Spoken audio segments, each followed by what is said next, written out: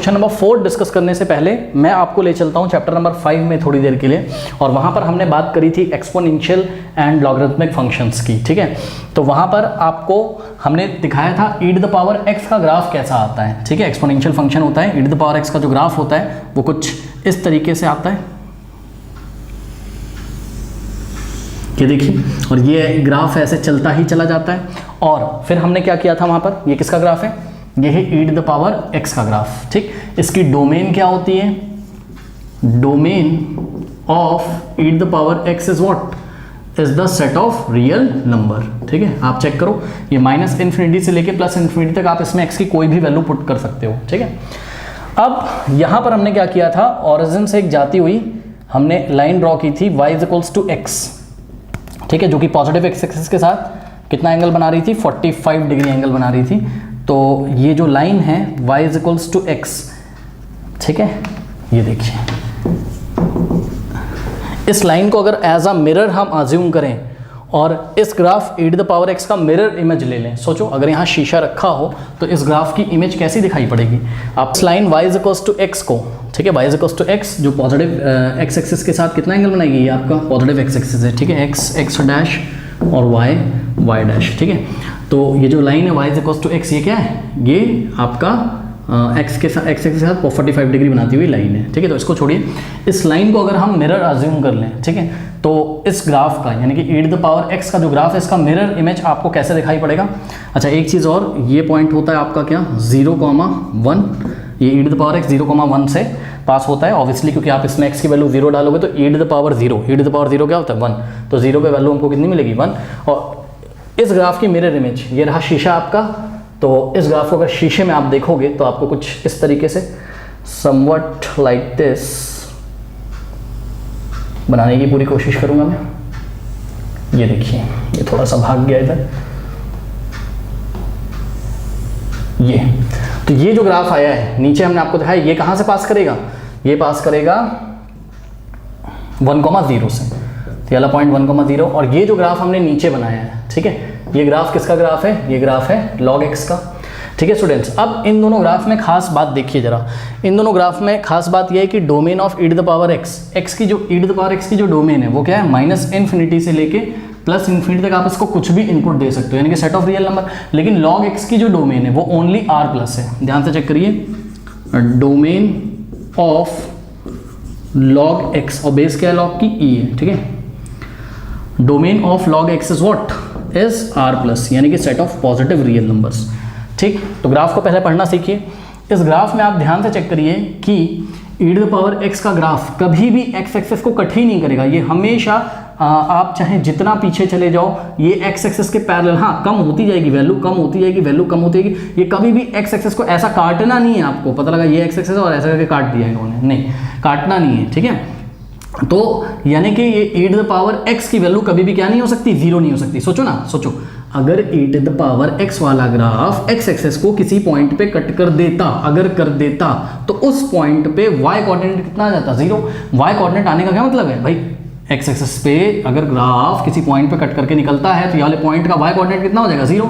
x तो होगा यहाँ कुछ ना कुछ, बट y कितना हो जाएगा, 0 हो जाएगा। बात समझ में आई कि नहीं, यानी कि e to the power x की जो वैल्यू है ये वाले x पे क्या हो जाएगी, 0।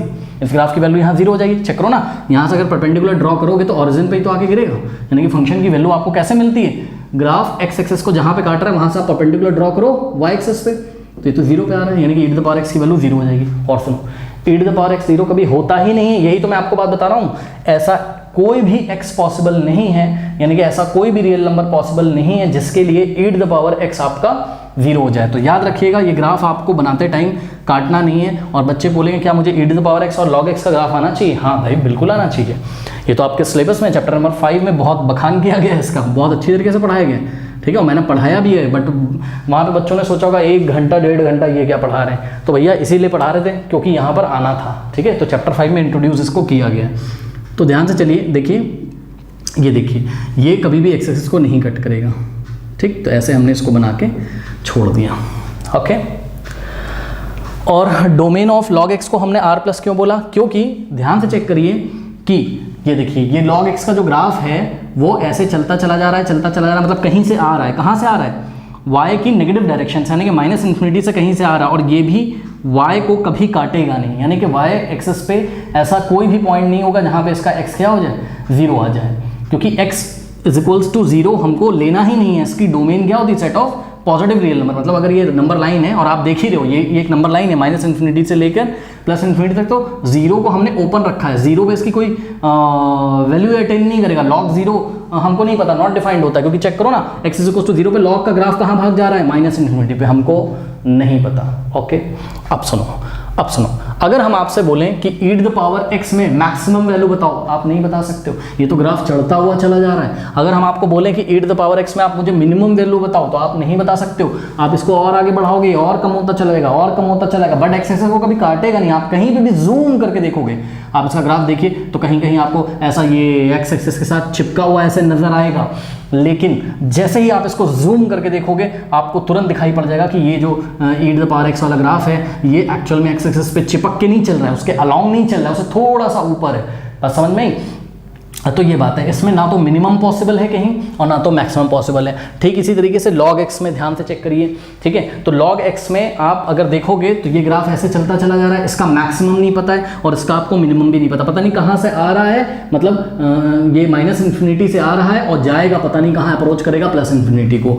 तो आपने देखा क्या कि e to the power x का ना तो मैक्सिमा निकालना पॉसिबल है ना तो मिनिमा, ठीक उसी तरीके से log x का भी ना तो मैक्सिमा निकालना पॉसिबल है ना तो मिनिमा निकालना पॉसिबल है। ठीक है, तो ये दोनों एक ऐसे फंक्शन है जिनका हमको मैक्सिमा मिनिमा नहीं मिलता, क्योंकि इनका पॉइंट ऑफ मैक्सिमा नहीं मिल सकता और पॉइंट ऑफ मिनिमा भी नहीं मिल सकता है। अब बच्चे बोलेंगे सर एग्जाम में हमको क्या यही ग्राफ बनाना है, बना दोगे तो बड़ी अच्छी बात है, ठीक है, लेकिन आपको वहाँ कैलकुलस का यूज़ करके कुछ थ्योरी व्योरी लिख के आना है अगर ये क्वेश्चन पूछा जाएगा। तो आइए मैं आपको बताता हूँ कि एग्जाम में हम इसको कैसे अटेम्प्ट करेंगे। ठीक है, और यहाँ पे हमारे पास 3 पार्ट है, तो पार्ट 1 पहले लेते हैं। First part f of x is equals to e to the power x है, तो हम क्या करेंगे, फर्स्ट डेरिवेटिव लगाने की कोशिश करेंगे।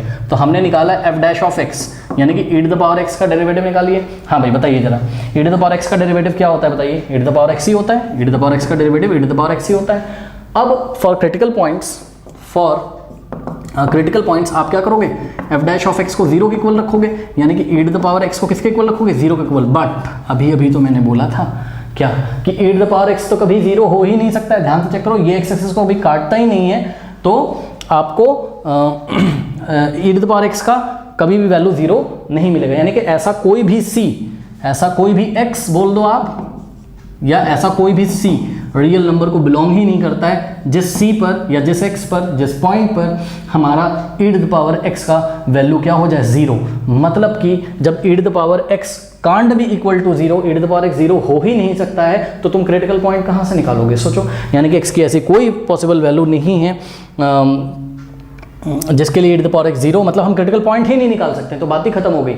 यानी कि ये जो e to the power x होगा ये कभी भी मैक्सिमम या मिनिमम वैल्यू नहीं लेगा। ओके, अब इस बात को एग्जाम में हम कैसे लिखेंगे स्टूडेंट, ये बात आपको लिखनी पड़ेगी, तो मैंने पहले से ही यहाँ पर लिख के रखी हुई है। ठीक है, प्रेजेंटेशन आपका होना चाहिए, ऐसा नहीं कुछ भी उल्टा सीधा करके चले आए। देखो लिखोगे, now if f dash of x equals to 0 then e to the power x is equals to 0। अगर f dash of x equals to हम 0 रख दें तो e to the power x is equals to 0 हो जाएगा। But the exponential function, मतलब e to the power x की बात कर रहा है, but the exponential function e to the power x can never assume 0 for any value of x। x की ऐसी कोई वैल्यू नहीं जिसके लिए e to the power x क्या हो जाए, 0। Therefore there does not exist any c, ऐसा कोई भी c मतलब x एक्सिस पे ऐसा कोई भी number, real number c which belongs to what, set of real number, ऐसा कोई भी रियल नंबर बिलोंग नहीं करता है such that f dash of c is equals to क्या हो जाए, 0, such that उस पॉइंट c पर जो फर्स्ट डेरिवेटिव है वो 0 के इक्वल हो जाए। इसलिए hence function f does not have maxima और minima। ओके, ऐसे करेंगे।